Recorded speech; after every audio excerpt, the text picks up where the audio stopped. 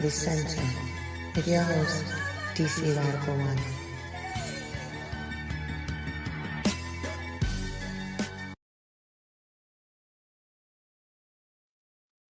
Greetings, Black family, and welcome to On the Wake Up Radio. I'm your host, DC Radical One. You have entered the center. Shout out to our wonderful producer, Cindy Ashby. You can check us out on SoundCloud, YouTube, iTunes Podcast, Google Play, Stitch, Spotify, and iHeartRadio at On the Wake Up Radio. Also, you can check us out at otw2.com. That's otw2.com, where the uncensored, and I'm not going to say unbiased because we're very biased. I'm not going to sit around like many media outlets and tell lies about they're not biased because they're lies. That's not us. We tell the truth, but we also tell it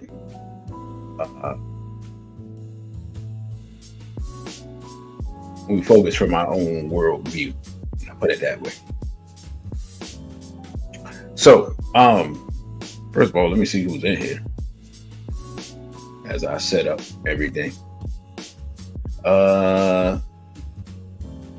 Greetings to Brother Lee Clinton, BB40, Straight Black Pride, brother Elijah, BB48, brother, you got ripped off, who apparently I'm getting in trouble because he's not supposed to be here. BB48, Straight Black Pride, Sister Fondessa, and the BB48 to Sister Najee. Don't forget this Saturday, Brother Jenny is having his and I won't be live streaming, but I will video it. Like I said before, he's having his Save America rally. I think that's what's called. Save America from the Zionists take over the government. If you ever, it's so funny because I've watched like former government officials and academics and things like that. They look at United States foreign policy and they're literally confused. And we're going to talk about some of the things that are going on foreign policy wise tonight. And they're literally like, yeah, this doesn't really make sense. Don't know why the Biden administration would do this, and so forth and so on, right? And it's funny because if you don't really understand or don't want to talk about the Zionist stronghold on United States government, then of course you just things don't make sense. They just don't. So Brother Jenny will be doing that. I think it's at noon, Freedom Plaza, downtown DC, off of Pennsylvania Avenue. So if you're in the DMV area, you can come down and check that out. Like I said, I will be recording, though not live streaming, unless something changes. I actually don't know how I was able to live stream before when we did the mandate rally that they took down off of YouTube. Be voting to a real black gentleman. So, and then Sunday, again, I put the flyer up in the community post ever, the first ever JP conference. Brother Jenny and Sister Dr. Cynthia McKinney are some of the panelists there. If you don't know what JP means, message me later, I'll let you know. So that not actually familiar with the person that had that event, but Brother Jenny was invited. If you would like to donate to Brother Jenny to offset his costs for that, I think he sent a message out, but you can just Cashapp him at $irritated Genie, because he is traveling to that event. So he's got a busy weekend. What's probably going to happen is I'm probably not. Well, I will not be on my regular time at 8 o'clock on Sunday. I haven't decided if I'm going to do an earlier show during the day, or if I would just skip a Sunday. I haven't skipped many Sundays, so I don't know. Kind of reticent to skip Sundays because I'm a rhythm person. And once I get out of rhythm, I'm just like, okay, well, I fall out of rhythm and stop doing things. So that's that. Also, if you get a chance, be sure to check out the Ancestor Speak in Short series. We just released one of Mama Queen Mother Moore, and she's talking about the need to de-Negroize Black people. Right? She said that in 1985. She said we need to be de-Negroized, and I will say that we need to be de-Negroized more here in almost 2025, 40 years later than we did at that time in 1985. So if y'all enjoying that series, just put a 1 in the chat. And also we're continuing the art series in shorts. I got a lot of video and everything. I took pictures and whatnot for various art galleries that I have that's stored on my computer. So, okay, only one person is enjoying the Ancestral series. Well, all right then. Well, I got some more lined up, so you're just going to enjoy it, because I did tell you all I should have made a bet so I could receive some financial backing for it. But I did tell you all that I would give you 30 pieces of content, and I think I'm about 5 or 6 short. So I'm going to be working on that while I check to see if I'm actually on Instagram. Because I was supposed to be on Instagram, and let's see. It does not look like I'm on Instagram. I don't know. Oh, hold on. Let's see. Okay, no, we are. All right, we live on Instagram. All right, cool. Shout out to the handful of people that listen on Instagram. If you want a better view of what's going on, you can come on over to YouTube at DC Radical 1. If not, you can stay on Instagram and listen. Choice is yours. Don't forget to like, share, and subscribe. If you're over on Instagram, if you haven't subscribed to the YouTube page, we greatly appreciate it.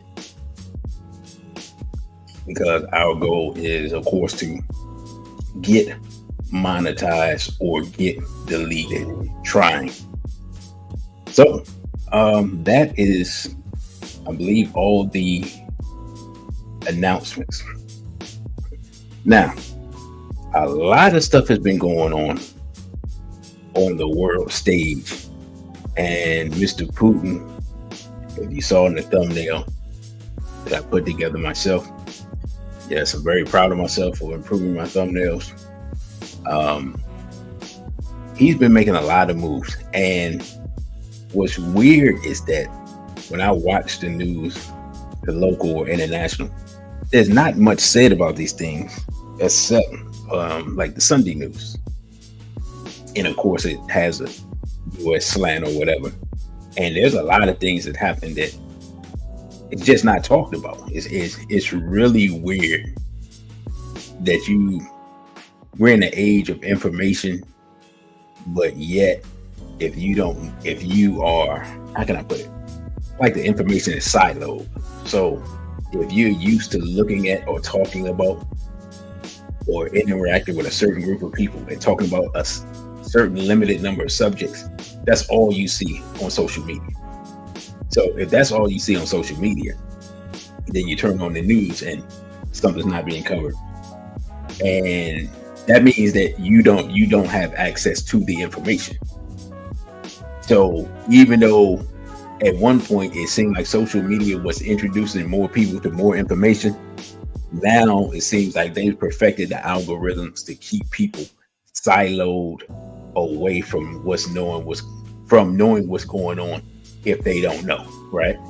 So if you know, you'll be plugged into certain things and you'll be shown that information. If you don't know, you will continue to not know. Like the days of stuff just bleeding over and becoming viral are less and less. I think you see it realistically, you probably see it more on TikTok seemingly than anywhere else. And of course, TikTok's coming under attack in the United States. So that is that. So what I want to talk about today is the moves that Mr. Putin has been making on the chessboard and the moves that the U.S. has been making as they go point and counterpoint. Now, there's a narrative out there about Mr. Putin that the rare times they talk about him, they try to compare him to Hitler, which is weird, considering, I forgot YouTube. I don't even think you can say that man's name, which also is weird because it's a historical figure, but whatever. But it's ridiculous. For a while, I've been trying to get a handle on Mr. Putin for years. Like I really couldn't figure him out. And then I just stopped and just looked at some articles and looked at some talks that were translated. And he's a Russian nationalist. So once I figured out this simple and obvious point, I was like, oh, okay. A lot of things began to make sense, right? As an African nationalist, I can understand a nationalist point of view. It doesn't mean I don't have to agree with it, right? But I can understand a nationalist point of view. So if you're a nationalist, right, and let's just say we're talking about two nationalists from different cultures, and we're just talking about basic stuff like food and, as men, we talk about women and this and this and that.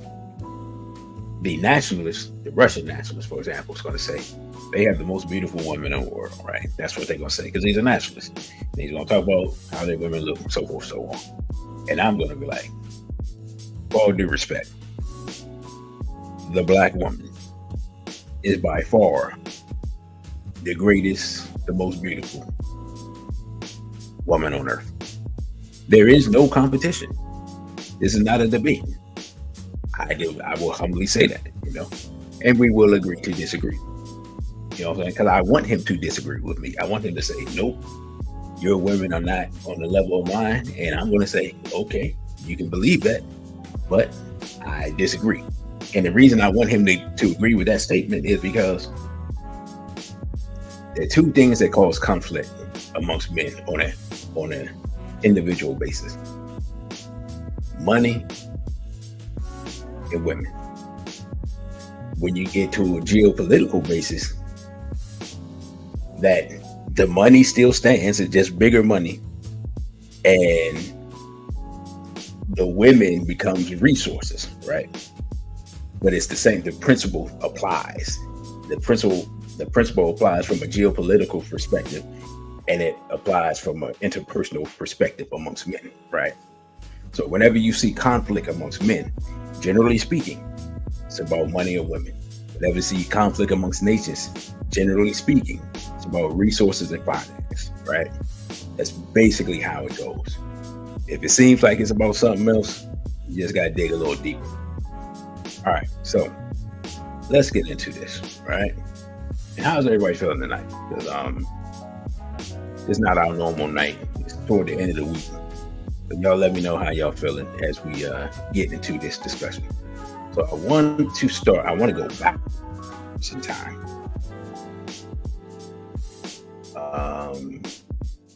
And this is from a month ago, right? And I want to start this here because this was in Africa. And it says, I can actually get to it from where I am. It says, U.S. confirms Russian forces deployed to same Niger air base as American troops. Now, I may have talked about this before, and y'all let me know if I did, but I want to just read this article real quick. Russians in separate compound do not have access to U.S. forces or equipment, said Defense Secretary.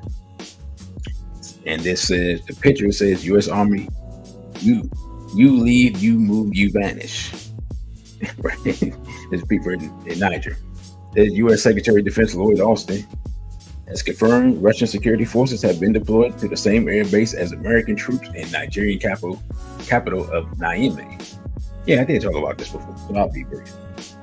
It remains unclear when the Russian troops who had been in Niger for weeks were deployed to Air Base 101, which is next to Diori Hamani International Airport in Niamey. It's also unclear how many troops are on the ground. Air Base 101, where our forces are, is a Nigerian Air Force base that is co-located with an international airport in the capital city. The Russians are in a separate compound and do not have access to U.S. forces or access to our equipment, Austin said at a press conference in Honolulu. And mind you, this was a month ago. In response to news of the deployment, the Kremlin spokesperson Dmitry Peskov told reporters in Moscow on Friday that Russia was developing ties with various African countries in all areas, including the military. The development is the latest fallout from a coup in July last year that deposed the allegedly democratically elected Mohamed Bazoum. Niger's junta has since embarked on reconfiguration of its partnership with Western allies.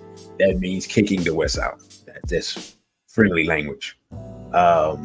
Troops from the U.S. and France, which has a strained relationship with many countries in the region, most of them being its former colonies, have been asked to leave bases. You know, the way they put things, a strained relationship. No. Let's make it plain. Before they straight black pride, brother Desolate. Let's make it plain. The African people who were colonized by France simply have had enough, and they want France to go away. This is what happened. It's really kind of silly when you think about it. But anyway, greetings to the ISP. They got to meet her last week. Her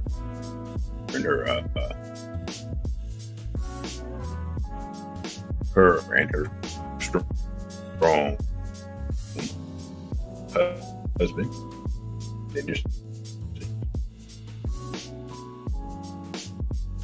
So anyway, let me get back to this, because I saw a minor tech issue. I'm trying to figure out what was going on. Now it says our relations in recent years, and in some cases presenting regime stabilization packages to African leaders. The face of Moscow's presence has, because Wagner mercenary group will come up. I think, or maybe not. Anyway, I had some information up for the Wagner group, but had a tech issue earlier. It doesn't look like I brought it back up, so my apologies. But I had to deal with that later. Anyway, let's see. Mr. Effiong, the head of research at Lagos-based geopolitical risk advisory SBM Intelligence, said the presence of Russian and U.S. troops in the same Nigerian base is evidence that the region is now a live geopolitical fault line with her pro-Western coastal West Africa and the Russophile Sahel.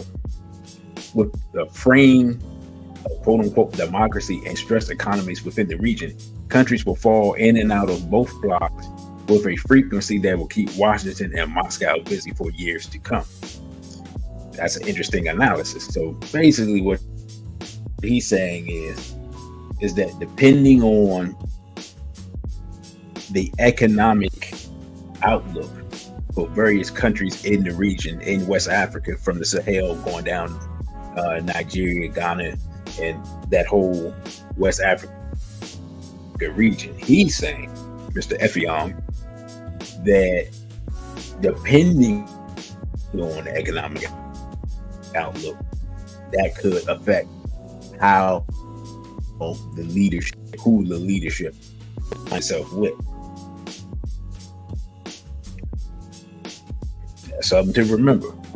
Now, it says after the coup, the U.S. military move 1 in the city of 101. The U.S. built Airbase 201 in central Niger at a cost of 80 billion pounds, which is probably $100 million. Since 2018, has been used to target Islamic State and the Al-Qaeda affiliate Jamaat Nusrat al-Islam, while Muslimin with drones. Okay, so it's a drone base. If people ask, okay, brother, why are you talking about Russia and what this got to do with black people? And as we see, this is a global, ongoing, and expanding conflict. And it is affecting, as we will see, everywhere on earth. So Russia is making moves, making outreach to Africa.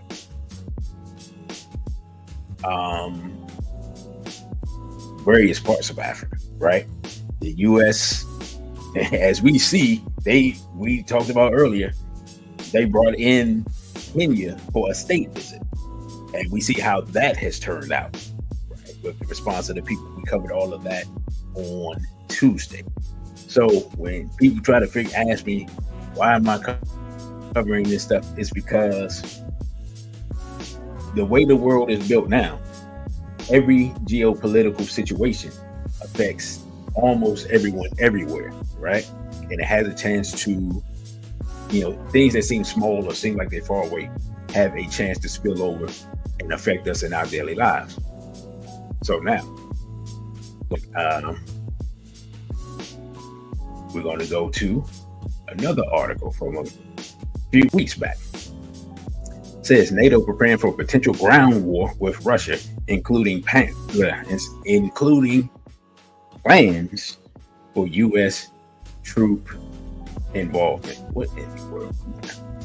You know what I'm saying? Timo over here just taking over the whole thing. Can't even get this stuff off the screen. And we see Mr.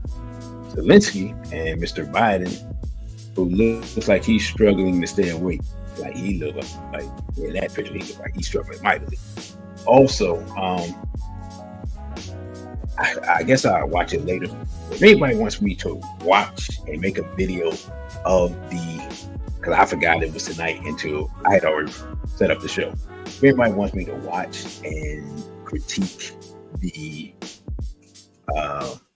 debate, the U.S. presidential debate, y'all let me know. If more than a handful of people say it, I'll do it. If not, I'll disregard it. So, now let's get into this article. It says NATO is mapping out land corridors to enable U.S. troops and other allied forces to reach the front lines quicker in the event of a broader European ground war with Russia. The move follows warnings from NATO leaders early this year, urging Western governments to prepare themselves for a full-blown war with Russia. And then it says sometime in the next 20 years. Now let's stop right here. Let's just be honest. If they're preparing for a war with Russia, they're not preparing for 20 years from now. They might be preparing for 20 months from now. And they're probably by this point prepared for 20 weeks from now. Right? But this whole, we're preparing just in case. I just don't know why the media, with the necessity of lying. That's all I can call it. Just lay it out here and say, hey, look, we don't want to scare anybody. But the reality is, we're on the verge of World War III. So, I mean, what? Sister Najee says, no point in watching the debate because they're doing a 1-minute delay. They're doing a 1-minute delay. Huh? Really?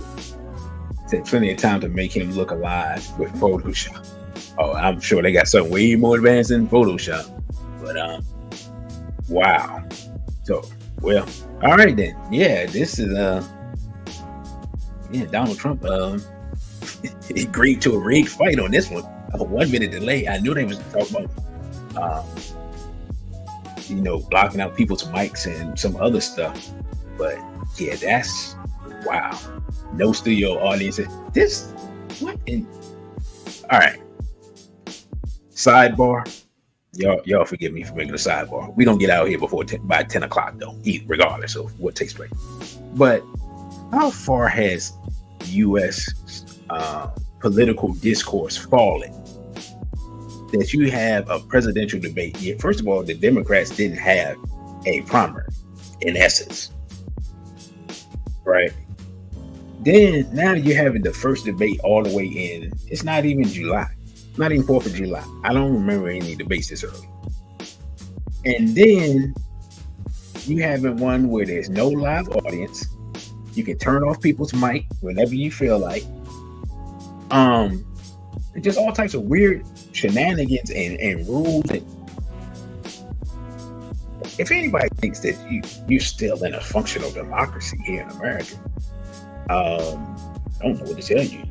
You've been asleep, And I understand that feeling. Somebody that's has worked a lot of weird hours at job. I understand how it feels when you think you're awake, but you're just walking asleep. So it's a lot of people in America walking asleep right now. All right, now I digress. Let me get back to where I was. It says the newly established troop expressway will see American troops landing at one of 5 designated ports. Now, here's the thing about this that I find interesting. I don't know if this is true or not, but if this is true and they have said the designated ports that American troops will land at, you pretty much have just put targets on these areas. I'm just saying. Says that they would then be deployed at pre-established routes depending on how a potential attack by Moscow would play out. And I think I did see this article. I think I did do this article. So we'll be quick with this. Says that Russia was to invade a NATO ally. U.S. troops will be rallied to Rotterdam before it heads according to the outlet. Yeah, I did this. Now the alliance is also preparing to shuttle those troops to entry points in the event that launches an attack on the Netherlands or destroy ports in Northern Europe. Other plans are being drawn up to see U.S. troops arrive at Italian ports and travel by land through Slovenia and Croatia to Ukraine, bordering Hungary. Troops could also be dispatched to ports in Greece or Turkey before traversing Bulgaria and Romania to reach the eastern portion of the alliance. All right, so that's that. I just wanted to set that up to say these people are preparing for war. And the reality of the situation is that if we're being completely honest, right? Like no one wants to say this, but if we're being completely honest, the reason why, y'all remember Sister asked me a question about them passing some laws about the U.S., about the president not being able to withdraw from NATO. Here's the simple reality of the situation. If the United States withdrew from NATO, NATO would be virtually useless. Just being completely honest. Russia and China could simply overwhelm Europe. It'd be over. Like we've seen historically how let's be completely honest. In the 20th century, we've seen historically how feeble Western Europe truly is from a military perspective. And okay, so you're gonna say, yo, DC, what are you talking about right now? Man, Western Europe, this and that. No. Think about it. Germany, Italy, and Japan, and mostly Germany and Italy, were able to overwhelm all of Western Europe. Britain, France, all that stuff, right? All of them. And if not for the United States, all of that would have been overrun. Right? This is a historical fact. So, all this saber rattling and all this big talking that I've seen from some of these European leaders, I just laugh at them. I'm like, you can't be serious. Because if not for the tax dollars of many of my listeners, myself, and other people, like you're nothing. Like you just get ran clean over. You know, so and what's happening is that they're taking one of the narratives is that there's been this narrative that the Ukraine can beat Russia, right? And because the thing is dragging on, it's like, yeah, we just send them more money and then they'll be no. Here's a reality situation. Mr. Putin, right? As I said earlier, has over 300,000 soldiers in reserve for in case of an expanding war. In addition, as we'll see shortly, he has signed a mutual defense pact with North Korea. Before the Brother Tony, right? And within a month, North Korea will be sending troops for support to Ukraine. In addition to that, Mr. Russia has been, of course, making an outreach to Africa, and African troops are in the Ukraine already, right? Little known story. I had that story up. I lost it. Maybe I'll do an individual video on it. I don't know. Now, why am I saying all this? I'm saying all this because there's this idea that NATO is just going to go in and they're just going to prop up Ukraine, and then Ukraine is going to defeat Russia, and then actually I don't know what's supposed to happen after that. Like no one said anything after that. I guess they think that the Russian people are going to turn on Putin and then he's going to be overthrown, and I don't know, right? Let me just say this. It's a ridiculous idea. It's absolutely ridiculous. You have a handful of African troops in the Ukraine. Okay, people just want to fire off fireworks for no reason in the middle of the week. Anyway, and you have a larger contingency from various African countries that are aligned with Russia. Now, here's the thing. When I first saw this, I was like, I don't know about this. I don't really like this. But then I reminded myself of something. We never think about this.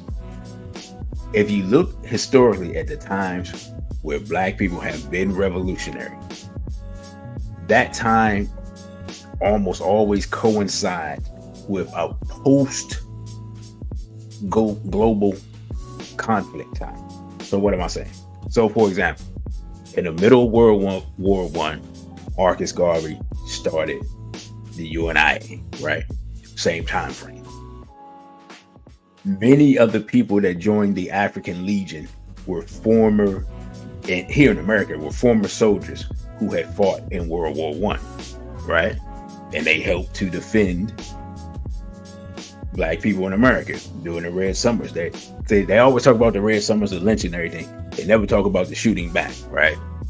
I do have a clip from Queen Mother Moore that I think I can chop up and make if I can make it a short. Otherwise, I think I just put it up where she talks about when Garvey came to Louisiana, that all the people in the audience were armed. So I think that's just something we need to see as a reminder. But my point being that if you look at World War II, one of the things that's rarely mentioned is that the African soldiers who fought in World War II realized, oh, well, these people are not bulletproof. These people can be defeated. The people can die. You know, they get shot. They die just like us. Okay, we just need some weapons. And so many of the African rebellions and the overthrow of colonialism, one, because the European states were weak, but two, because African people saw that they could be defeated. And that's how colonialism ended in a lot of places. So say that to say this situation, while I don't like to see any black people lose their lives for a conflict that's not theirs. The good thing is the people are getting training, they're getting experience, and they're making alliances where they can possibly get upgraded weaponry. And that revolutionary spirit comes back into that region. And maybe some leaders who need to be removed, like William Ruto, even though those people from the Kenya are not in this theater, but maybe that revolutionary spirit will infect some other places, and some other leaders who just aren't for the people can be removed. So that's the benefits of it. The detriment, fighting in wars that not really your business. That's the detriment. And dying in them. That's the detriment. So that's that. Hopefully that answered your question, real black jumping. Now, let me get back to this article because I've sorely digressed. Let's see. Let's go down. It says the new routes will expand existing arrangements that have been in place since last year, when the alliance agreed to have 300,000 troops in a state of readiness during a summit in Vilnius, Lithuania. Now that number is interesting. So basically, what that means is the NATO has 300,000 troops on standby to fight Russia, and Russia has 300,000 troops on standby to propel those 300,000 troops. So it makes sense now why that 300,000 number was coming from Russia, right? Let's see if there's anything else of value in here. It says additional plans have troops arriving at ports in the Balkans, Norway, Sweden, and Finland. Everything is created in a way so the necessary resilience exists, robustness, reserves, and also redundancies. Joint support and enabling command, Lieutenant General Alexander Solfrand told the Telegraph of the plans.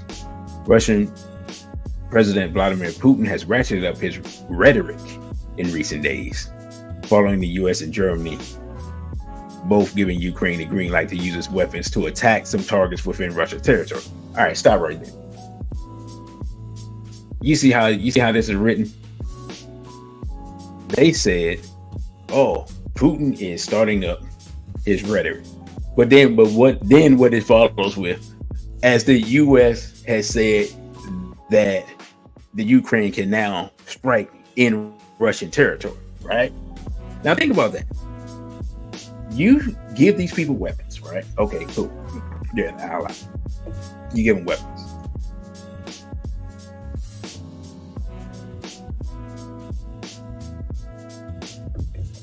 You give them weapons, but you limit it.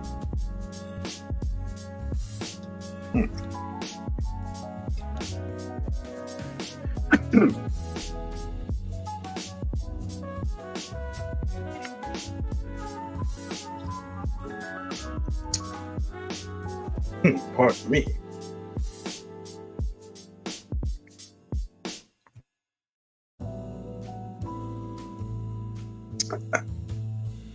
As I was saying, I'm losing my voice. You give them weapons. You allow them. Actually, I am not my good brother. I'm struggling here. And you allow them to attack in Russian territory. And then you say, "Oh, he's ratcheting up his quote unquote rhetoric." It's not rhetoric. You have attacked the man openly, right? And then you expect him not to say nothing or do anything, which is weird because this is not a third world country. It's a world power. So it just goes to show, that either U.S. officials aren't taking this seriously, or there's this weird arrogance that's happening right now. I'm not sure which one it is. I think it's a little of both. So, what we're going to do, now that I'm kind of recuperating a little bit, we've seen, what in the world was that? So, yeah, that's it. I don't know what that was. I'm gonna finish with this article. Right? Now, I wanted to look at this article because I stumbled across this as I was getting ready. It says, NATO prepares for Russian threat and harsh target. Now, here's my thing. Right? If we're being honest, NATO preparing to fight in a cold climate.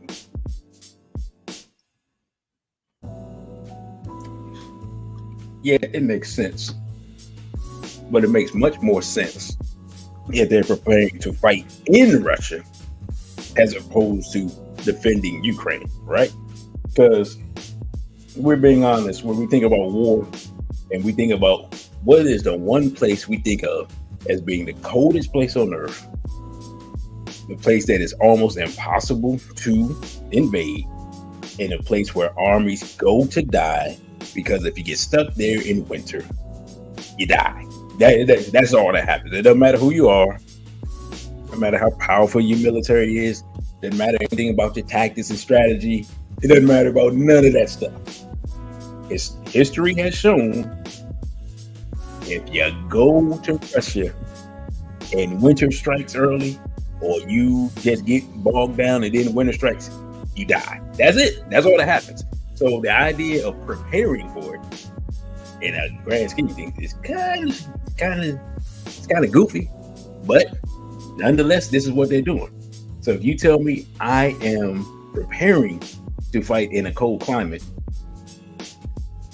then yeah, you're telling me everything I need to know. That means you are preparing to fight in Russia. You're not in defense mode, you're in offense mode. All right, so here we go. Let's check it out. Finnish conscript Ate Ullman readied himself aboard a U.S. landing ship to storm a snow-swept Norwegian beach as part of a rapid response unit pushing out an invading enemy. There's a saying that if you want to keep the peace, you need to prepare for war. Let's stop right here. That's a European proverb. As Black people, we should learn something from this, right? This is a European giving us a European proverb, and we should stop and analyze it. So I'm gonna read it again so we can see what they're saying. He says, if you want to keep the peace, you need to prepare for war. Now that's very European thinking, because it basically says that the peace, quote unquote, that you're keeping is peace that's been imposed, and that's why you're always prepared for war. Because if it's true peace, while you want to definitely always be ready, right? Being in a war-ready state all the time, or even whether an individual or a nation, is extremely taxing. Let's get back to the article. Now, says the simulated assault on NATO's frigid Arctic fringe was part of its sprawling 4 months now, steadfast defender exercise, the largest drill staged by the U.S.-led military alliance since the Cold War. Swedish gunboats sped to shore, Italian paratroopers abseiled from helicopters, and French Marines emerged on skis. The message was clear. NATO is preparing it to protect itself. False. The message is clear. Let me read what it should say. NATO is preparing to invade Russia. That's what's happening. I don't know what they're telling these people. They're telling them that they're preparing to defend themselves. These people probably believe it. Someone's going to die on a frozen field in Russia, believing that he's defending something, not realizing that I'm actually in Russia. How can I be defending anything?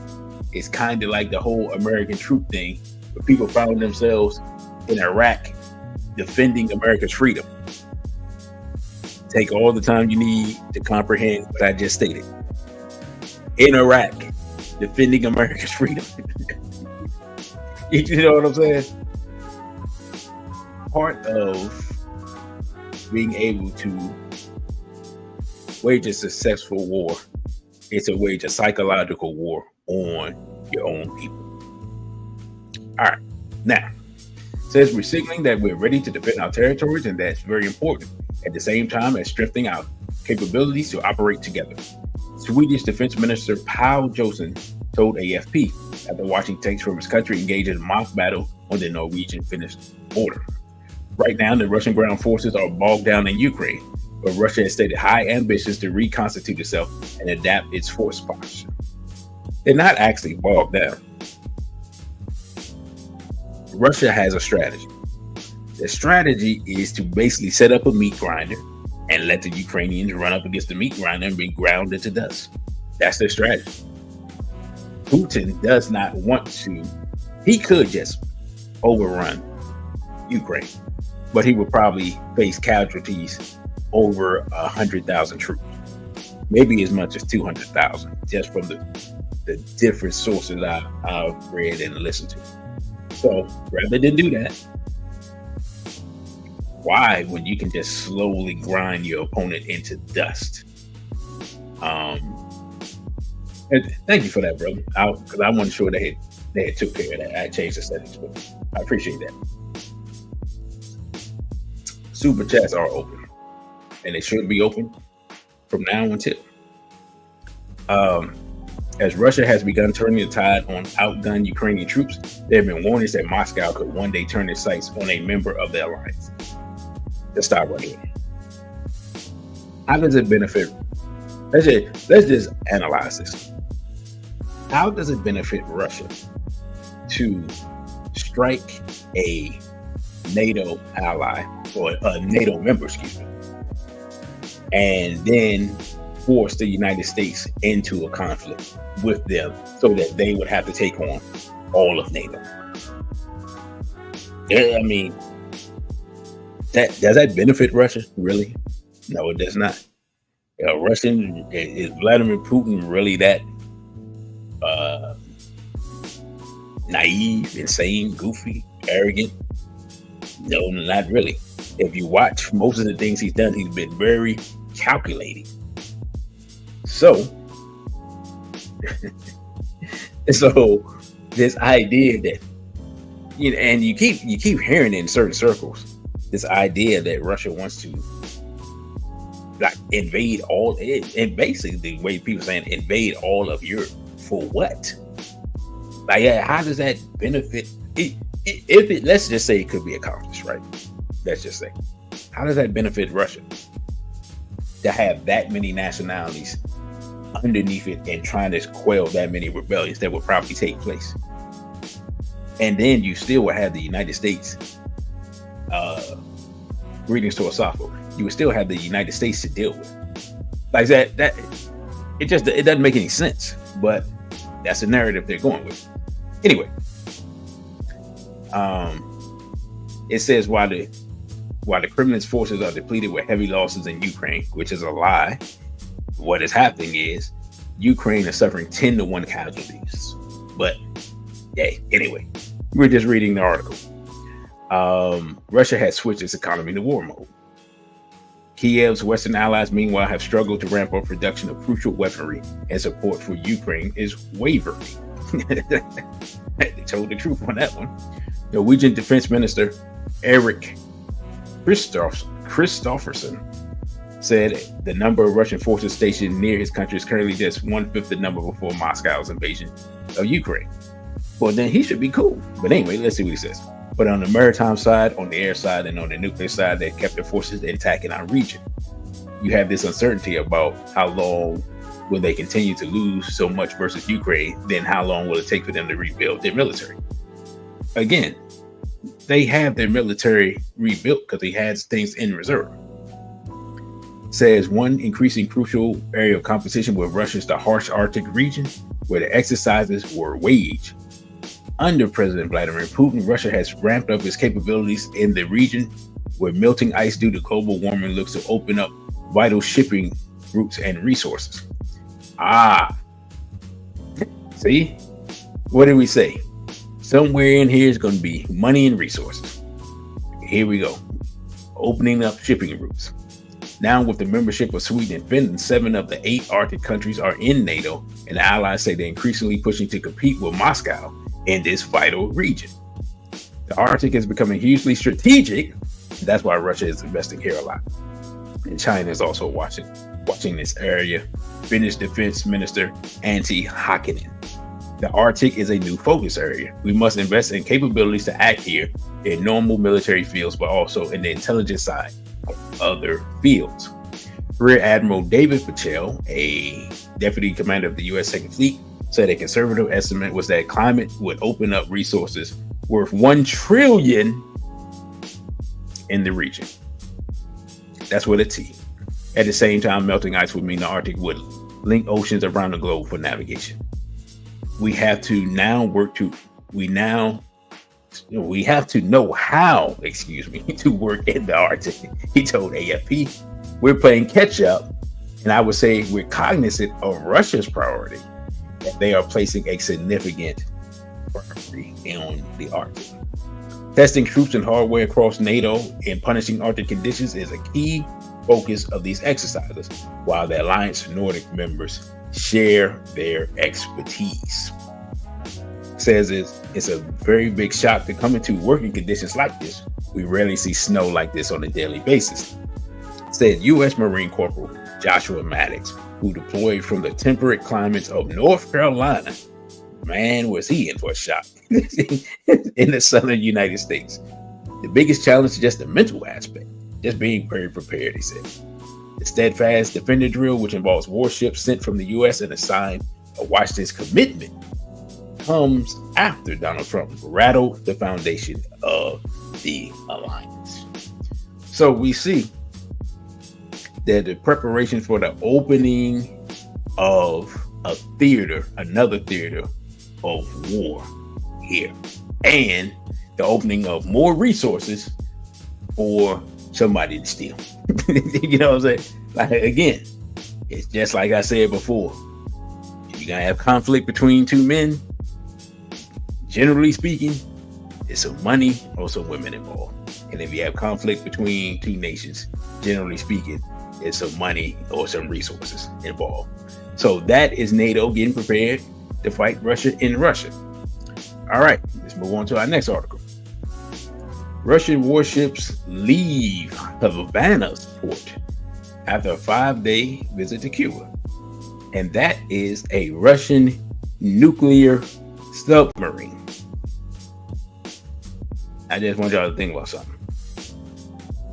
This Russian nuclear submarine is probably armed with hypersonic missiles with nuclear warheads. It was in Cuba. That Russian nuclear submarine with hypersonic missiles could have destroyed where I am at in the DC area in 10 minutes. And the United States let that submarine come and dock in Cuba. Now, we don't remember them, unless y'all really older than me. We don't remember the Cuban Missile Crisis, but we've heard of it, right? We've heard of the Cuban Missile Crisis. When Cuba tried to do when Russia tried to do something like this, then Mr. Kennedy is like, oh, nah, it's not going down like that. It's not happening, right? But here, they said, okay, yeah, we know they did, and we're monitoring it. We're monitoring it? That's it? We're monitoring it. That's it. That's all you're doing. You know, like the guy that took this picture, he's monitoring it too. That's all we got. So, as we talked about before, you see weird things in American foreign policy because other people are in control and they want this conflict. Let me be clear with this. Do the people of the United States want this conflict? No. Do the people of the United States, are they even aware that this conflict is going on? Not really. Right? Do the people in Russia want this conflict? No. Do the people in Russia generally know what's going on more than the people in the United States? Yeah, because let's be honest. If you talk to people in America, if you talk about anything that's going on outside of America, they generally have give you a blank stare. It's just generally how it works, right? So when you see goofy foreign policy being done, you have to ask yourself, why? Who would want this? And then the question becomes, we have to go back to our Western Israel discussion. Brother Jeannie said this a few years ago. There are two people that can potentially stop the establishment of a one world government. And we know who that's under. Group one, United States of America. Group two, Russia. If group one and group two fight each other and they stop anyone from doing anything, no, they can only destroy themselves and each other. All right. Now, let's get into this real quick. It says a fleet of Russian warships, including a nuclear-powered submarine, left Havana's port on Monday after a 5-day visit to Cuba following planned military drills in the Atlantic Ocean. The exercise has been seen by some as a show of strength by Moscow against a backdrop of tensions as the U.S. and other Western nations support Kyiv in Russia's war on Ukraine. Oh, wait a minute. Russia's war with Ukraine. See, one thing I learned to do is study how people write stuff. And when they show how they write stuff, it shows their political slant. So the idea that Russia woke up one day and wanted to make war on Ukraine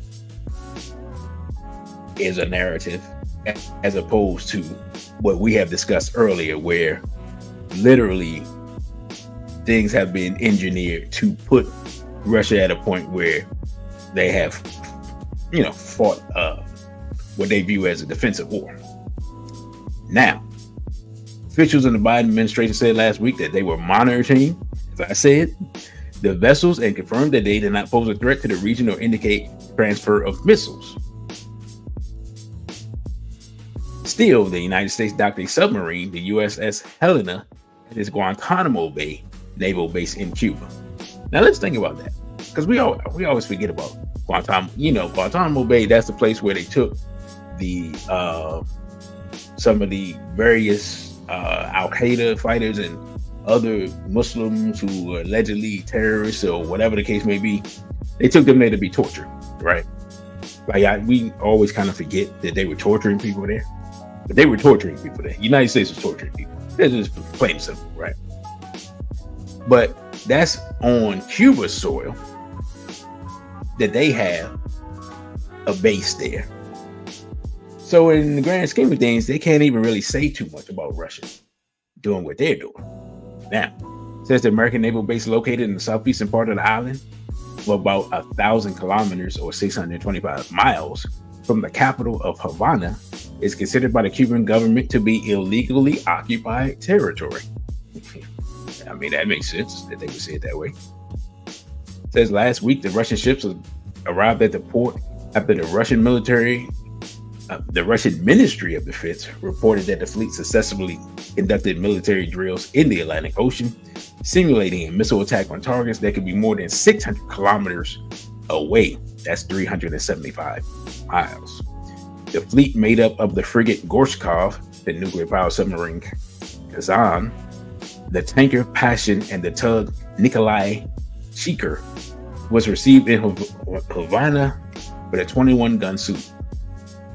Cuban President Miguel Diaz-Canel, I was wondering who was in charge of Cuba. Anyway, visited the frigate on Saturday and interacted with the sailors, according to a post made by the president on X.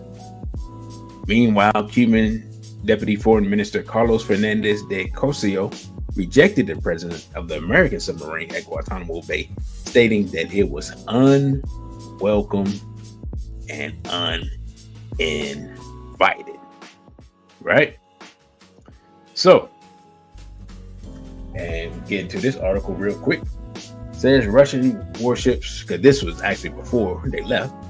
I'm reading them backwards, but whatever. Russian warships sent to Caribbean for surprise war games. Right? Just to let people know. And so this kind of move is a move that we make. Not that we make. I'm reading, brother. You got ripped off. You got me distracted. It's a move that somebody makes. It's a gangster move, right? Like you do something to somebody and you show them that they can be touched, and then they make a move, not even in retaliation, but to show you that you can be touched. And that's why we have these war games here in the Atlantic Ocean. I mean, on America's doorstep, right? Said Russian warships have been sent to the Caribbean for surprise war games, U.S. officials said.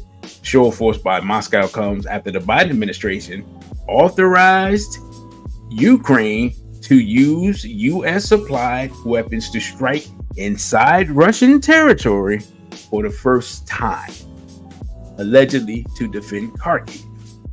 Following Russia advances, Ukraine's second city is now just miles from the front line and under heavy bombardment by Russian forces. Right?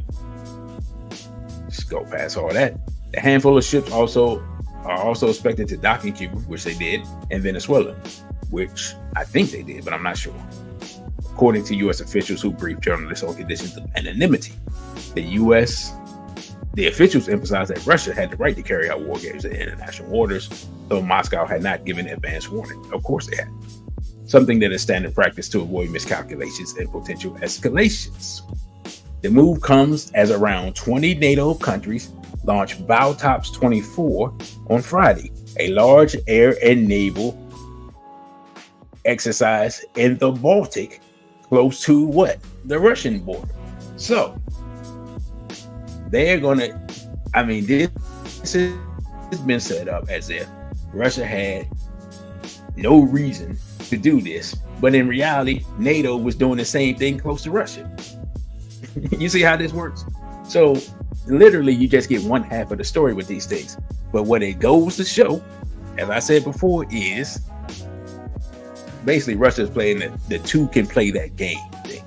Like, oh, you gonna do that? Cool. We can do this. So the next move that Russia has made that I found interesting was one where he reached out to Kim Jong-un and they signed a mutual defense pact. Russia leader visits North Korea. Now, my bad. Says Russian President Vladimir Putin and North Korean leader Kim Jong-un signed a new pact Wednesday that includes a pledge of mutual defense if either is attacked. Now, think about it. They signed this deal. The U.S. has allowed Ukraine to fire inside of Russia. When the Ukraine fires inside of Russia, at that moment, right, is now North Korea, have they signed on now to join this war? If I'm wrong, somebody let me know. So in essence, Putin goes to Kim Jong-un, tells Kim Jong-un, look here, I'll give you more nuclear technology to make your weapons more effective. You back me up with this Ukraine war. And Kim Jong-un said, cool, the U.S. anyway. Now, what's interesting, I was looking at a war analyst talk about this, and he said that the Biden administration had reversed many of the agreements and outreach that Trump had did, and that Trump had kind of thawed the relationship with North Korea and gotten them to agree to some things. But here's the reality of the situation. And he pointed this out, and I was like, yeah, that's because they're not stupid. Kim Jong-un and the government of North Korea basically look at it like this. They have said that for them to get rid of their weapons would be stupid, because the perfect example for what happens when you get rid of your weapons is what? Muammar Gaddafi. Gaddafi made an agreement to get rid of his weapons that he had. The United States engineered his overthrow, and he was basically viciously attacked and sodomized before the world. So why would any of these quote unquote rogue states, which just means countries that don't agree with Western Israel, why would they agree to give up their weapons so they can end up like Muammar Gaddafi? Especially if you have nuclear weapons technology, because literally it's like this. People, like you always say, gun owners say, I'd rather have my firearm in my house rather than call the police and wait for them to come if somebody's breaking in my house, right? Kim Jong-un saying the same thing. Like, hey, I know the U.S. doesn't like me, regardless of what they say. And even if their president is cool, the people around him still won't like me, and they'll still try to kill me or blow up my country or whatever. But you know what? As long as I got these nuclear weapons, I don't have to worry about that. They can talk big and bad. They can say this or that. They can do whatever they want. But they know as long as I can touch that West Coast and sink it, they not going to do nothing. I know that. They know that. Everybody else knows that. So that's Kim Jong-un's philosophy. I mean, it makes sense to me. I'm not a fan of Kim Jong-un. I don't know anything about the man, to be perfectly honest. But one thing I do know is I wish that more African nations had nuclear weapons so they could defend themselves from various shenanigans. So what we are going to do is we're going to look at, hold up, make sure I got it. Yeah, we're going to look at a video of Mr. Putin visiting North Korea, and then we will go back to the article and break that down.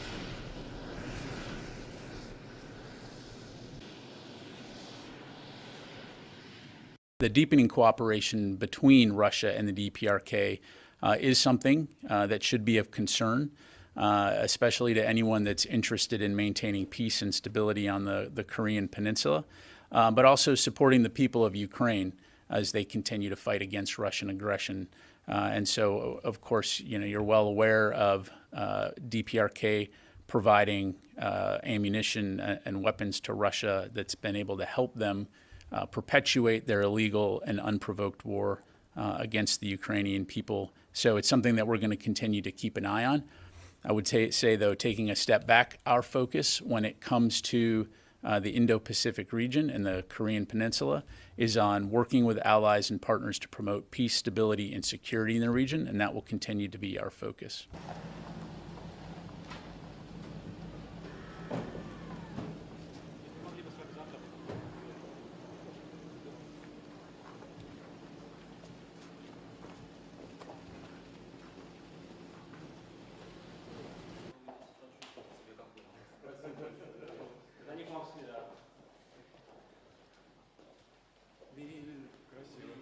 아주 멋있게 생겼습니다. 내일 우리 중요한 회담들 그다음에 이 행사들 다 이 공간에서 하게 됩니다. Завтра у нас главные мероприятия также переговоры будут проходить именно здесь, где здесь.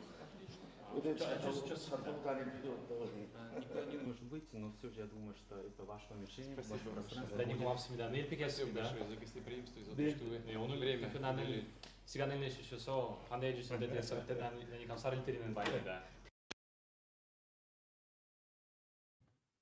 Now,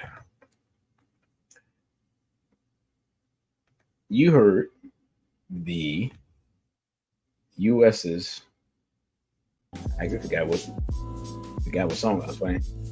You heard the, excuse me. You heard the U.S. analysis. They talking about maintaining peace and security.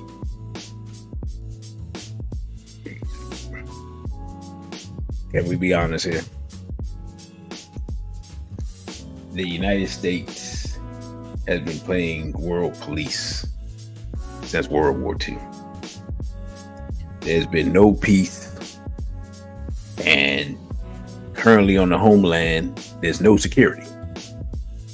Because while the United States is worried about what's going on over there in Korea and Russia and Ukraine and all these places, there's no one defending the southern border of the United States from invasion.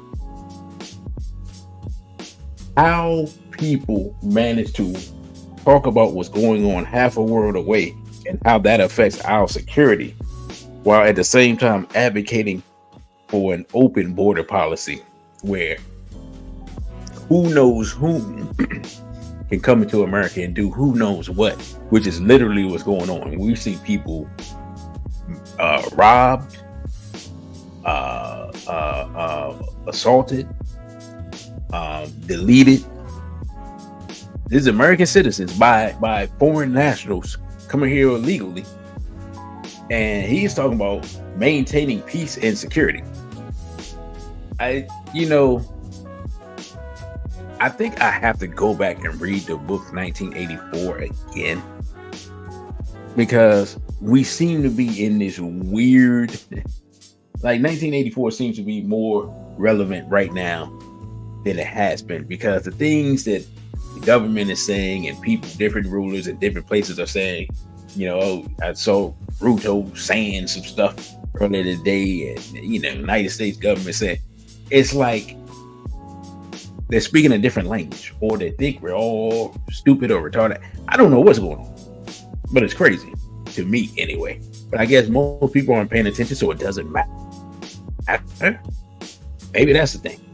But anyway, now it says the news conference after the summit, Putin said the agreement is what he called a truly groundbreaking document, reflecting the two countries' shared desire to raise relations to a new level, covering security, trade, investment, cultural, and humanitarian ties. Now, let's do some quick analysis. Up until this point, you could make the argument that North Korea has just basically been like a client state of China. They've been very dependent on China to maintain, right? But now, opening up a bilateral agreement with Russia, it helps the North Korean economy. It helps them survive sanctions and economic attacks by the West. It allows them to share military technology. They're going to fight on the front lines and receive more military training and experience. And so it strengthens both nations, and it gives Russia another ally to offset and neutralize NATO, right? And the US and their alliances, right? B48 is 777-9311. So again, it's why I put up on the thumbnail the grand chessboard, because as we're analyzing this, we're seeing move and counter move, point and counterpoint by NATO and by Russia. We've seen it in Africa. We've seen it in South America. We've seen it in Cuba, which is right next door to America. We've seen it in the Arctic, right, with the NATO practicing up there. And now we're seeing it in Asia. And of course, we already know that Russia and China have a relationship that is better than a relationship that either of them have with the West. So we're seeing how things are playing out. Now, the latest, the latest thing that's happened. Oh no, all right, well, let me get to this, and then I get to the latest thing. From the Kiev Post. Pyongyang says it will send troops to Ukraine within a month. So if we thought, they were joking, now they're serious. The June 7th defense pact signed between Russia and North Korea included a promise to provide military assistance to one another. Within days, Pyongyang saying it will be sending troops to the Ukraine. So let's take an analysis. Russia has 300,000 troops.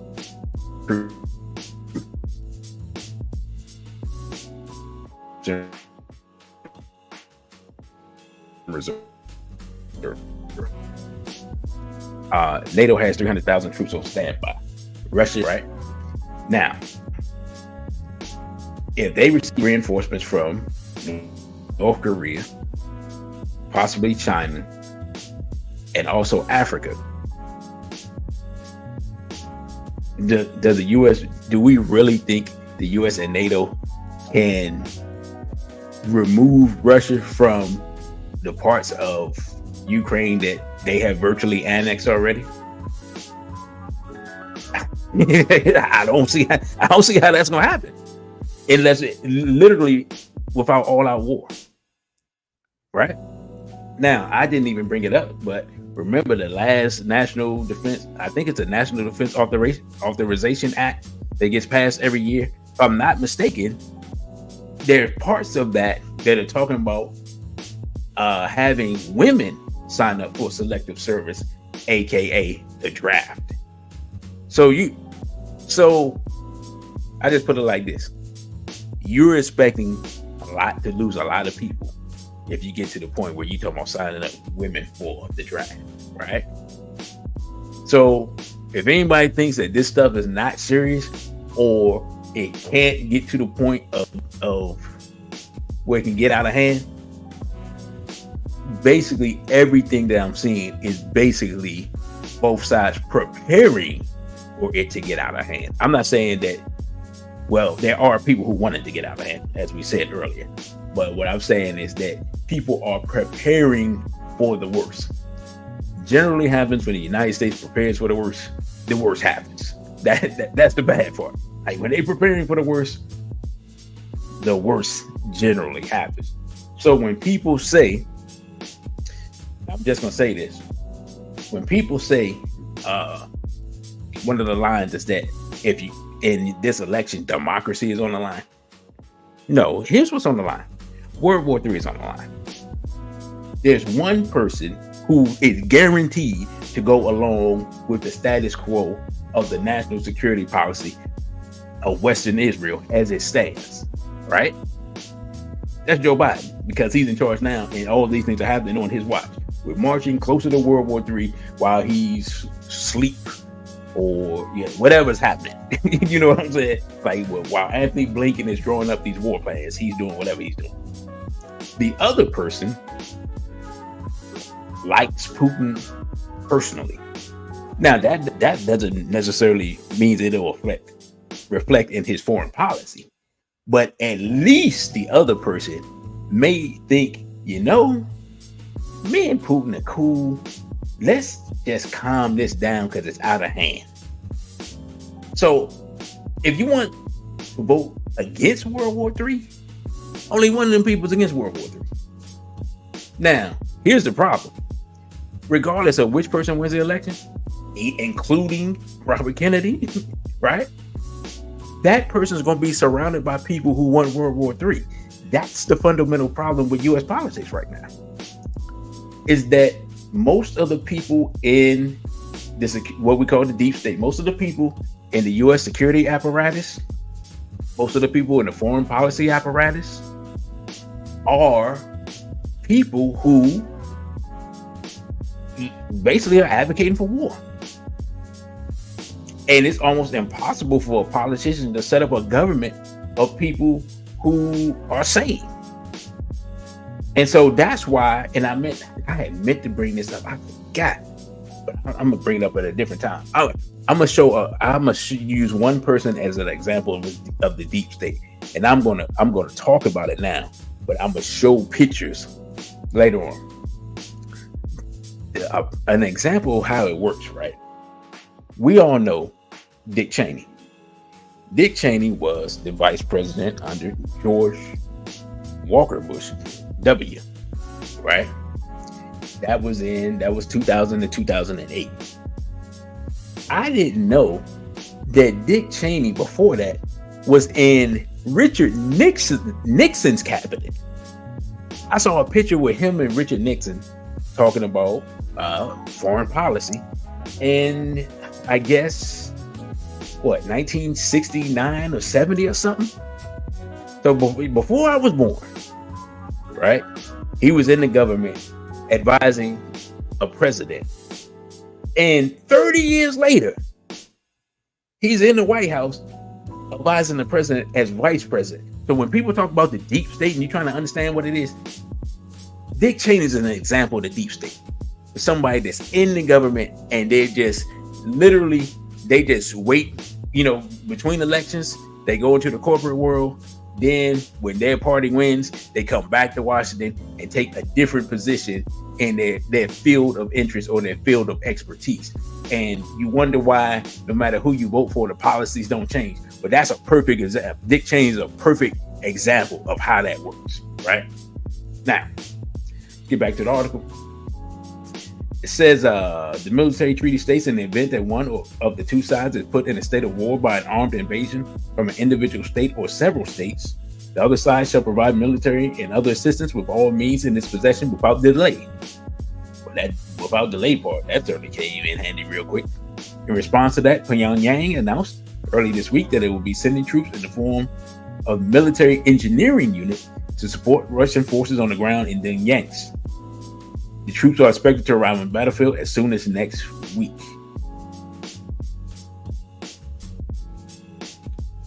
I almost want to look at this article right here that says Ukraine's use of Western weapons on Russian soil become the game changer. Anyway, the DPRK has already supplied almost 2 million rounds of artillery ammunition, rockets for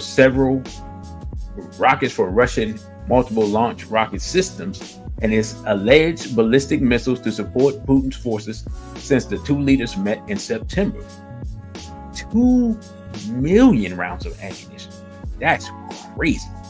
So they just have their people in factories just cranking out ammunition and getting paid. Wow. Okay.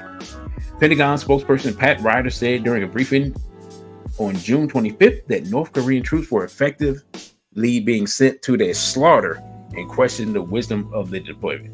Now let's stop right here. Can we be honest? When has the United States shown that they give a rat's buttocks about North Korean troops? Right? Now, how does he know where they're going to be deployed, that they're going to be slaughtered? Again, this is more propaganda. What he's really saying is we don't want to see any additional forces helping Russia because Ukraine is already getting just mollywops. But you have to keep up the lies. It's all lies and propaganda. It makes my head hurt just reading some of this stuff sometimes. Anyway, he said, I think that if I were North Korean military personnel management, I would be questioning my choices on sending my forces to be cannon fodder in an illegal war against Ukraine. An illegal war? The United States talking about an illegal war? The Iraq war was an illegal war. Right? I wonder if Mr. Putin was like, I question, whoever was helping the U.S., question them sending in their troops to Iraq to be slaughtered. Russia, Britain, or whoever. I mean, you know what I'm saying? Like, just the ridiculous arrogance. Oh, wait a minute. Sister Najee said something and I missed it. Let me go back. It says, Russian defense representative snitched on the U.S. moving their biolabs from Ukraine to Africa. Oh, sister, DM me that article, please, where you saw that, or video. Yeah, I need to check that out. It says they want to blame the next pandemic on Russia in Africa. Man, isn't that something? Hold up, that's going up for free. Let's take a look at it. I did not know that. Thank you, sister. That's crazy. So the shenanigans are at hand. All right, where are we at time-wise? All right, cool. It won't be much longer. That he added that the U.S. was monitoring what appears to be an ever-deepening military ties between the two countries. Ilya Ponomarev, a former Russian member of parliament, told the UK's Daily Express that North Korea has become an important bridge between Kremlin and China.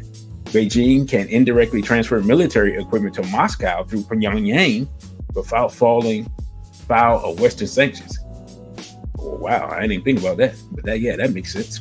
As he explained, North Korea is one of key Russian partners, and the meaning of the rationale behind them becoming such a partner is because they're acting as a bridge between China and Russia.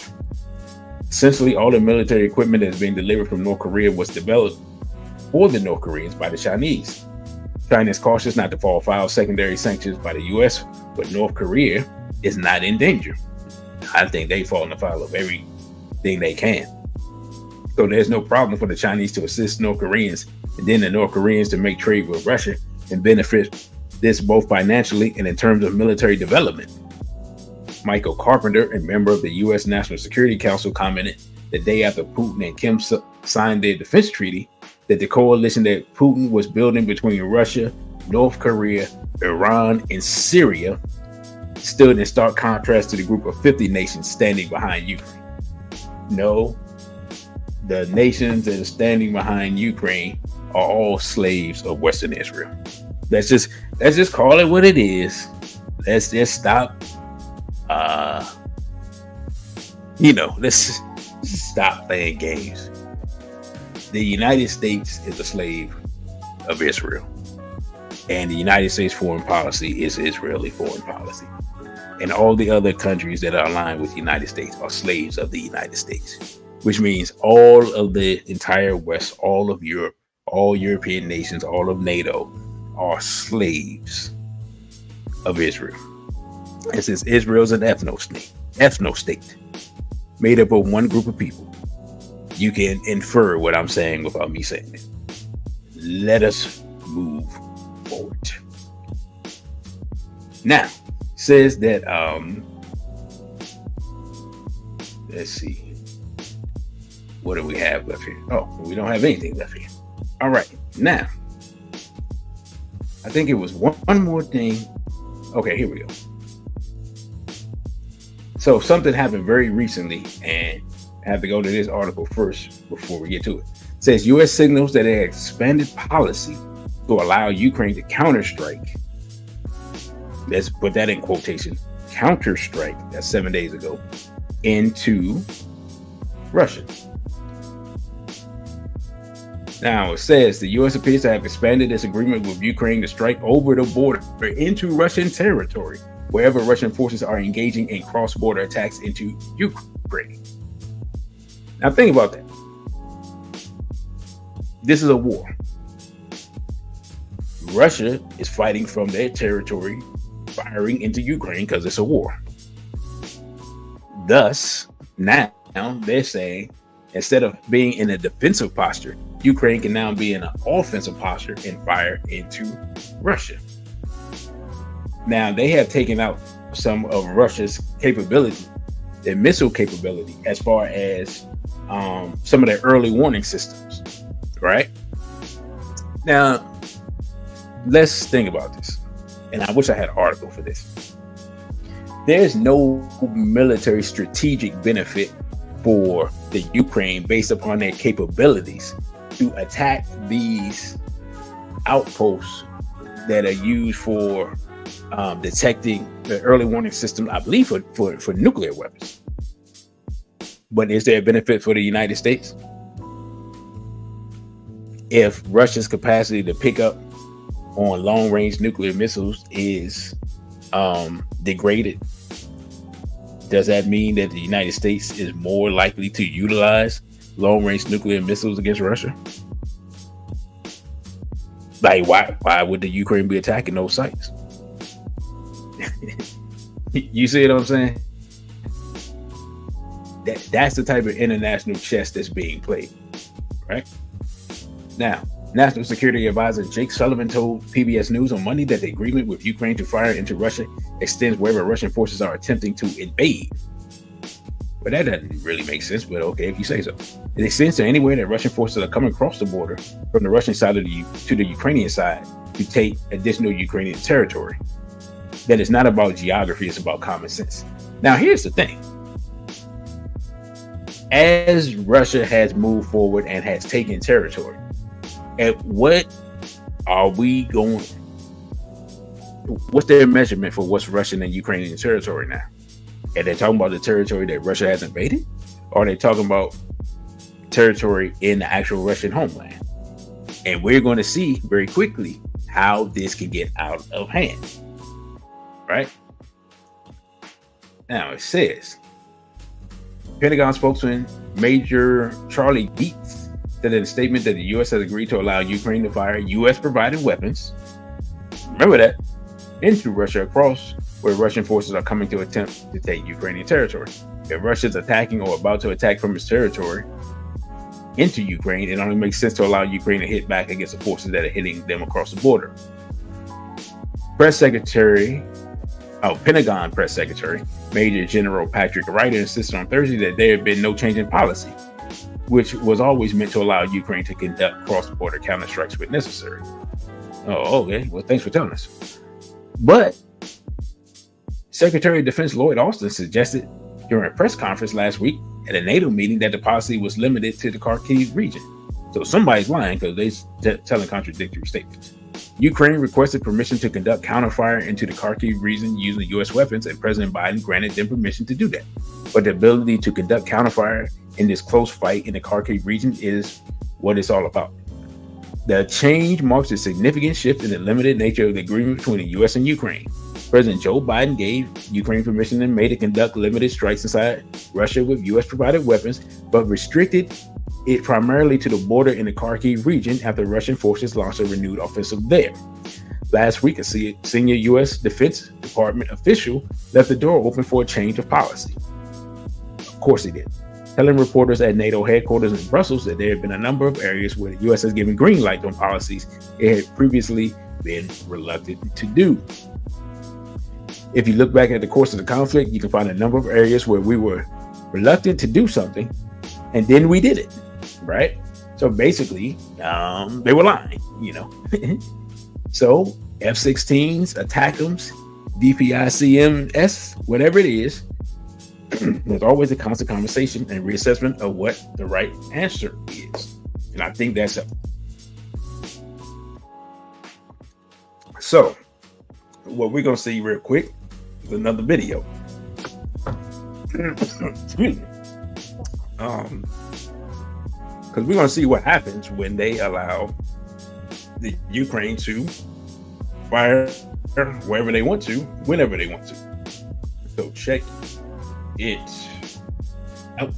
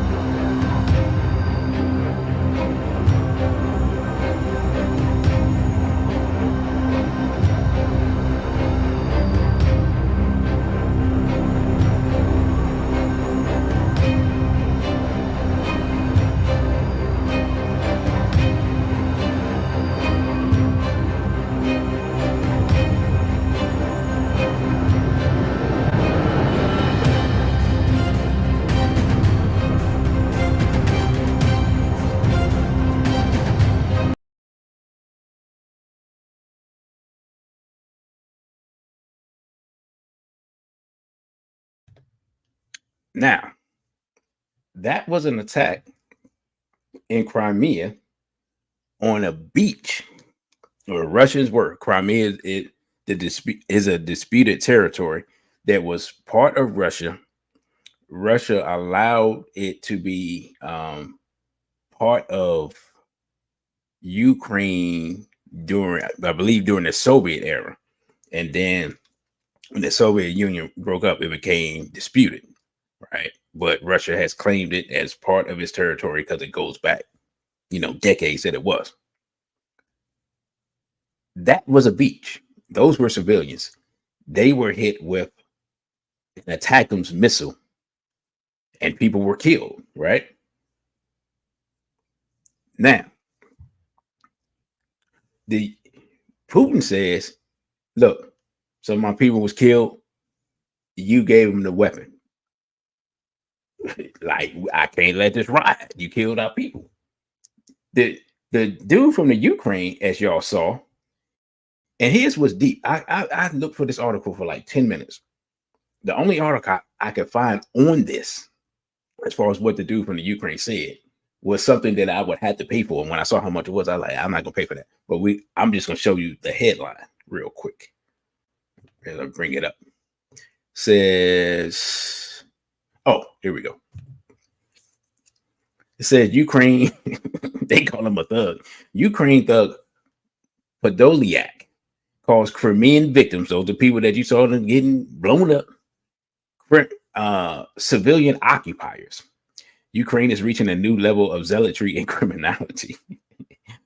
I wonder what side this person's on, right? On June 24th, in the wake of Ukraine's attack against civilians enjoying a Sunday on the beach in Sevastopol, top Zelensky advisor Mikhail Podolyak posted in English on X, "They are not and cannot be any beaches, tourist zones, or any other fictitious signs of peaceful life in Crimea. Crimea is definitely a foreign territory occupied by Russia." Well, if it's a foreign territory, anyway, where there are hostilities and a full-scale war. So basically what he's saying is, you know what? I don't care about your people getting killed. We at war. They your people. That means they at war. He basically saying there's no civilians in this, right? And I did see one U.S. outlet cover this and cover what he said, but I haven't found anybody else to cover this. So this just goes to show that the idea that the Ukrainians are the good guys and that they're being, oh, brother, you didn't even remind me. I don't got no musical. That the Ukrainians are the good guys.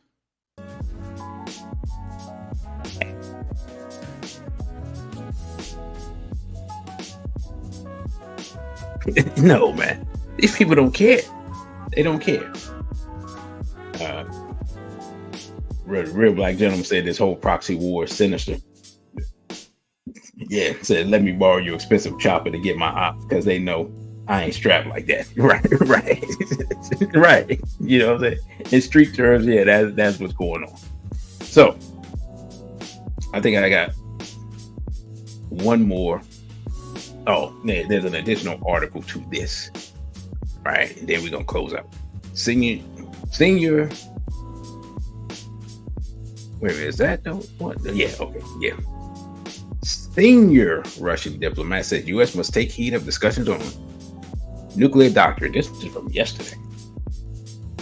Says a senior Russian diplomat in an interview published Thursday urged the United States to pay attention to discussions underway on possibly altering Moscow's nuclear doctrine to suit changed conditions in international relations. Deputy Foreign Minister Sergei Ryabkov, interviewed by Izvestia media outlet, also said Moscow did not rule out downgrading diplomatic relations with certain Western countries if they fail to alter their Russophobic approach to ties. Ryabkov restated Kremlin leader Vladimir Putin's assertion over recent weeks that Russia's nuclear doctrine, settling down when such weapons can be used, was being reassessed. He told Izvestia that the doctrine was drafted in a different era and under different circumstances, and that he hoped discussions now are being taken seriously by our opponents. I am not anticipating the outcome, but I urge our adversaries to think about what the president is saying, he said. They are literally playing with fire and must learn not to indulge in dangerous illusions, but to try to look at the world soberly and understand that we have immutable national interests which we are prepared to defend to the end. Let's translate what this man is saying. He's saying, if we go down, everybody goes down. It's going down. That's literally what he's saying. He said, we're not playing. We're willing to take out everybody to defend our interests. Right. So they've been very clear with that. Now, a lot of people in the U.S. are like, oh, it's saber rattling, it's empty threats and this and this and that. This is a nuclear armed nation that can eradicate the United States. Sure. Can the United States eradicate it back? Sure. But that just means we're all dead. Like that's not a victory. You know what I'm saying? That's not a win. You know, I never forget when I was, I don't know how old I was, maybe 10, 8, something like that. How many people has anybody seen the movie War Games? It's a movie with Matthew Broderick, right? In the movie War Games, he hacked into the Defense Department and he was playing with his computer, and the computer thought the games were real, and then next thing you know, the computer is setting up for thermal global nuclear war, as they said back then. And they had to teach the computer that you can't win the war. That's the premise of the story. They were trying to find a way to teach the computer that you can't win this war. It's not a game that you can win, right? And I always remember seeing that. So apparently we need someone from the early 80s to teach the people who are alive now, who are in charge, that you can't win. There's no such thing as winning a nuclear war. There's like, you can destroy the atmosphere, you can kill most of the people on the planet and come out to do I don't know what, but you can't really win a nuclear war, right? Now let's get back to see what else the Russian is saying.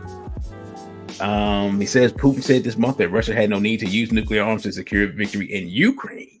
The strongest signal yet to date that the conflict will not escalate into nuclear war. In his comments to Evastila Ryabkov said Russia had never initiated a downgrade in relations with any country, despite all the vicissitudes of the most difficult phase in our relations with so-called collective West. We believe that embassies and the works of ambassadors are a particularly difficult job in the current circumstances, and they should not be neglected. We do not rule out any option in the future. That can be good or bad. He said we don't rule out any option in the future. Right? Everything will depend on how our adversaries conduct themselves. Ryabkov also said he believed no progress had been made in arranging an exchange of detainees, including U.S. journalist Ivan Gershkovich, I wonder who that is, who went on trial for spying charges on Wednesday in the Euro city of Yekaterinburg. As far as I know, for the moment, no. The Americans must again and again carefully consider the ideas expressed in the appropriate channels from our side. I hope they will understand in the end that common season and reason on which these proposals were based. So basically, what the Russian, I believe that's foreign minister, is saying very simply is, look, we don't want actual war, but we will give you a war. You know, the John Rambo. Anybody remember Rambo? He said, let it go, or I'll give you a war that you won't believe. Like, this is literally what Russia is saying. And for some reason, the U.S. is like that sheriff that's just sending out people to get slaughtered. And it's kind of ridiculous at this point. And we're very much teetering ever closer to an international conflict that will affect all of us, regardless of where we are on planet Earth. And that's why I've been covering it. So, with that, brothers and sisters, I thank you all for listening. And I thank you all for coming in on a day that I'm not normally here. Don't forget to like, share, and subscribe. If you are on the Instagram side and you sat through this, I hope you have learned something. Don't forget to come over to YouTube and subscribe at DC Radical 1. If you're not following me on Instagram, you can follow me on Instagram at DC.Radical1, on Twitter at DC_Radical_ONE, and on OTW2 at DC Radical 1. And you would like to support me at the Cashapp, you can support at $DC Radical 1. And if you'd like to email me, you can email me at DC.Radical_1 at protonmail.com. So I will post up in the community tab on YouTube and on Instagram when the next show will be. It will probably be Sunday, but I am not sure at the moment. It kind of depends on how Saturday's event turns out and what the plans are for the Sunday event that Brother Jenny is a part of. So with that, brothers and sisters, before I go, don't forget, we got shorts up. We got new shorts up. We got Queen Mother Moore. We got John Henry Clark. We got Amos Wilson. We got Dr. Khalid Abdul Muhammad. We got shorts on from the Freer Museum of African Art. We're going to have some shorts up in the morning from the National African American History Museum. Don't forget to check those out. Let those run up the numbers for that. And I thank everybody for supporting. Don't forget to like, share, and subscribe. And this has been your brother, DC Radical One. With that, I say, a BB for ODA and straight black pride. Thank you for watching this video. Don't forget to like, share, and subscribe. Also follow us on our other social media platforms. On Instagram, we're at dc.radical1. On Twitter, we're at dc_radical_ONE. And the Cash App is $DC Radical1. Again, thank you for subscribing. A BB for ODA and straight black pride.